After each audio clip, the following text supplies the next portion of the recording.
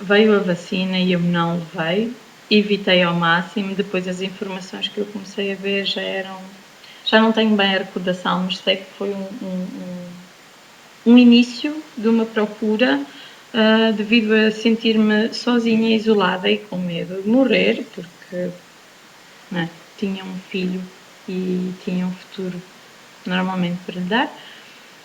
E então, ok, a vacina não era obrigatória, os testes não eram obrigatórios, era facultativo, os testes eram gratuitos, mas a partir do final de 2022, que estava aqui a ver, nós tivemos de apresentar o que se chamou aqui o 3G, novo procedimento em larga escala de testes, e houve o 3G, isso tem a ver com nomes em alemão, que era ou testado, ou vacinado, ou recuperado. É o Check Covid 3G. E então isso tinha que ser apresentado a partir de 15 de janeiro de 2022, teria de ser apresentado diariamente aos patrões o teste verde. Ou então não poderíamos entrar para o trabalho, e esse anúncio foi-nos dado no final do ano de 2021. A partir desse momento eu comecei novamente a panicar em meio ao pânico,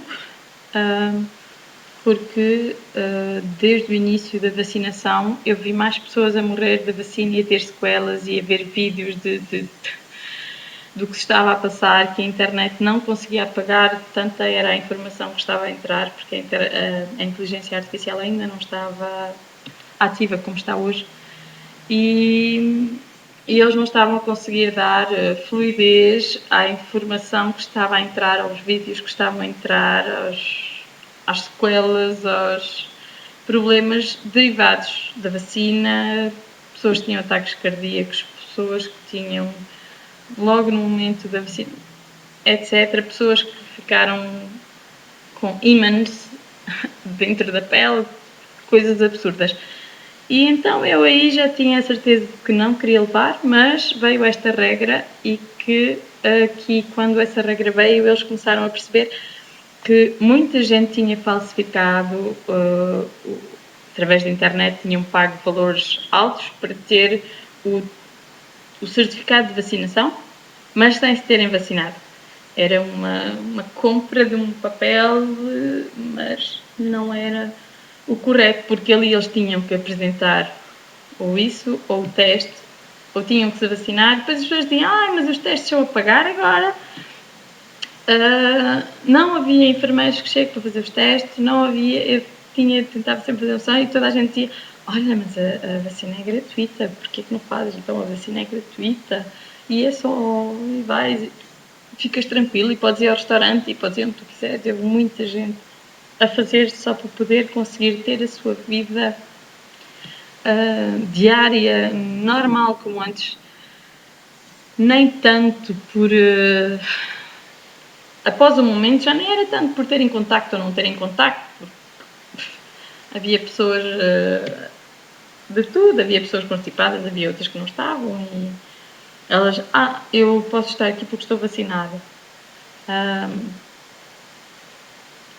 Foi uma situação estranha, que graças a Deus ele já me está a fazer esquecer. E entretanto, quando veio essa situação da obrigação, já bastante informação estava a ter, eu achava muito injusto as leis, fazia pesquisas, eu não percebia nada de política, eu era muito só trabalhar e poupar dinheiro e família de férias, porque senão era isolada praticamente. Era... Bem, e comecei a ver coisas que estavam a acontecer no mundo enquanto a pandemia estava a acontecer. O momento em que eu comecei a ver coisas que eu não conhecia dentro da política foi sobre um caso que estava a dar em tribunal de uma ilha que existiu, onde havia tráfico de crianças o caso de Epstein.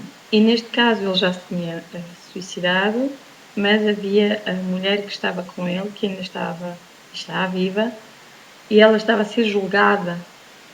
E ao pesquisar sobre essa Ghislaine, ao pesquisar sobre ela, descobri que havia uma quantidade de situações implicando crianças que estavam a ser expostas, acachadas ao mesmo tempo com todas as informações da pandemia, da vacinação e isso tudo. Portanto, foi um momento chave para passar despercebido no meio da internet. E eu fiquei chocada com as pessoas políticas que eu vi que estão em meio a essa situação, porque há fotografias, há provas, que agora tudo pode ser dito que é a internet que faz e a inteligência artificial que manipula, mas nessa altura ainda não. E eu fiquei chocada com as coisas que eu comecei a pesquisar, que eu comecei a ver famosos, o que eles fazem com crianças, o que eles fazem com sangue, o que eles fazem com tanta maldade, sem pudor, sem se preocupar com o próprio ser humano, se é ser humano, se não é, desigual, os tratam como se fosse lixo.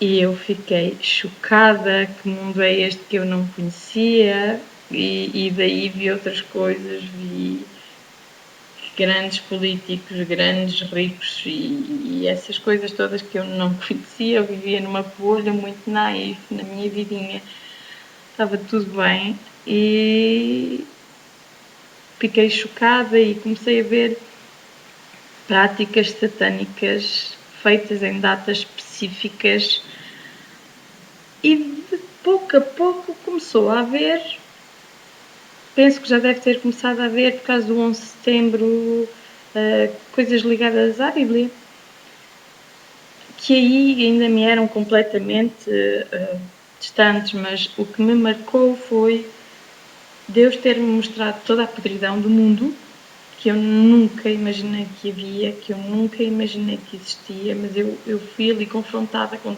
toda a informação que eu queria, foi assim um beber de uma água amarga que me caiu no estômago e eu disse, não pode ser, isto não estava à espera que estas coisas existissem. Verdadeiramente foi um momento em que, peço desculpa, em que eu vi todo o mal que muita gente de poder pratica. E aquilo fez-me trouxe-me um pensamento que é porque é que eles fazem todos estes rituais, porque é que eles fazem toda esta adoração, porque é que eles fazem... Não há só o mal. Porque é que eles não fazem o bem? Porque é que eles não fazem ao bem? E aquilo... Sei que houve um dia que tanta porcaria que eu vi, tanta podridão, tanta maldade, que eu disse, não pode haver só o mal.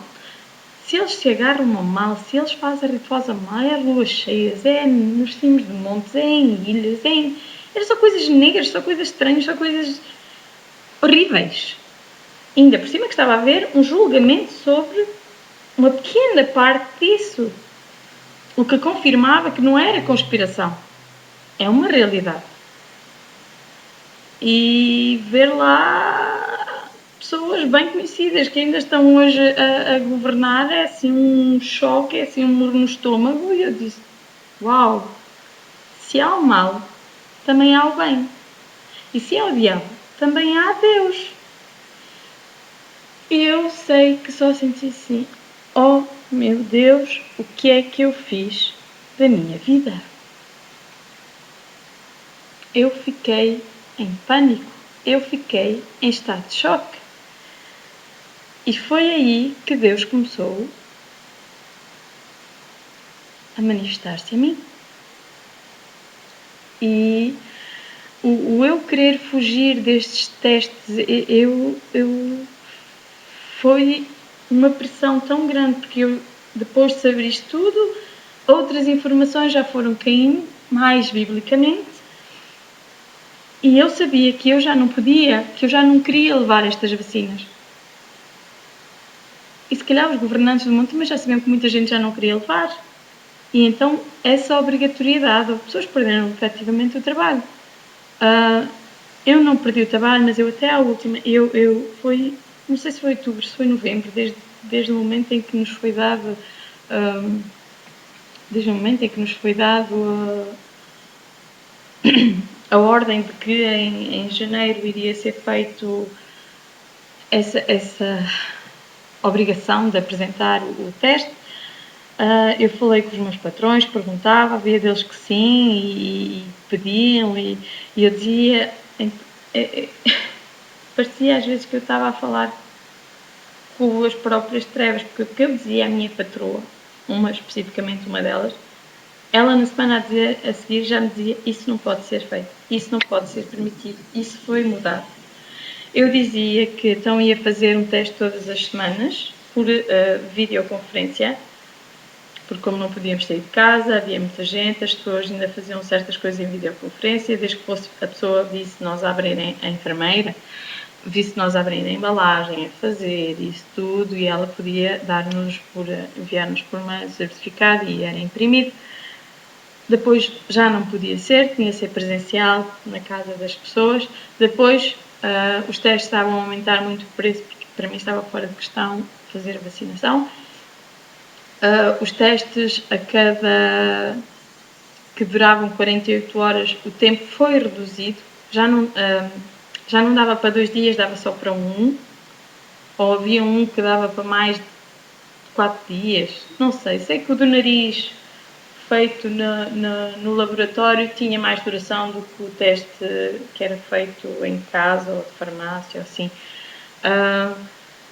E eles reduziram os dias, já não dava para tantos dias como dava antes. O preço estava a aumentar, um pacote era um preço exorbitante. Depois eu vi o valor para 2 pessoas, que era para mim e para o Ricardo, e davam uns 400 euros ou por mês ou por cada um, já nem me recordo. Era um preço muito alto, não havia data para terminar esta